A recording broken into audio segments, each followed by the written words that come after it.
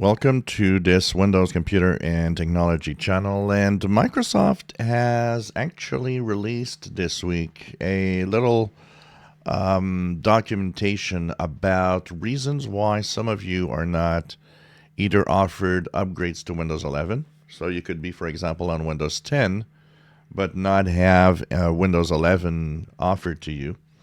And in some cases, it could be also on Windows 11. You're on 22H2, you're not offered 23H2, for example.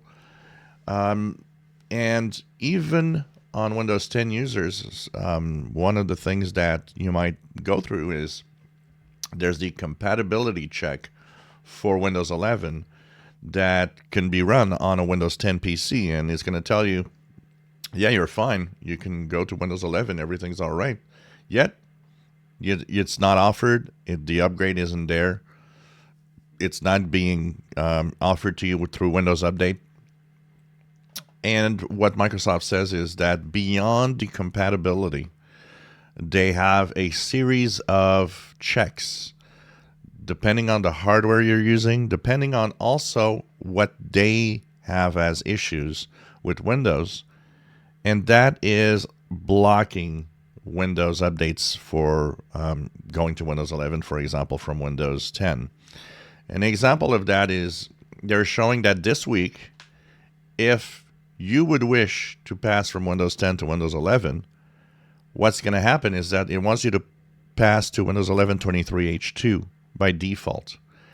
And that means that a lot of Windows 10 users that might have seen the Windows 11 offered before would not see it now. And it has to do with the fact that the Copilot put a halt on 23H2. So there's a few things like that that they're actually mentioning in the documentation. And they're saying, well, if you're on 22H2, don't see 23H2 now. Right now, Copilot is blocking everything. But also, there are other holds, depending on the hardware and depending on what you have, that could be in place. So not to worry. They will eventually be fixed, and eventually you'll move on to that new version that will be offered to you. If you enjoy my videos, please subscribe, give us thumbs up. Thank you for watching.